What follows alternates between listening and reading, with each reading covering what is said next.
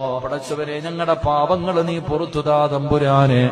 അല്ലാഹുവേ പടച്ചവരെ ഞങ്ങളുടെ മാതാപിതാക്കളിൽ മരണപ്പെട്ടു പോയി അവരുടെ മണ്ണറ നീ മണിയറയാക്കണേ അല്ലാ. അവരുടെ ഖബർ വിശാലമാക്കണേ അല്ലാ. സ്വർഗ്ഗപൂങ്കാവനമാക്കണേ അല്ലാ.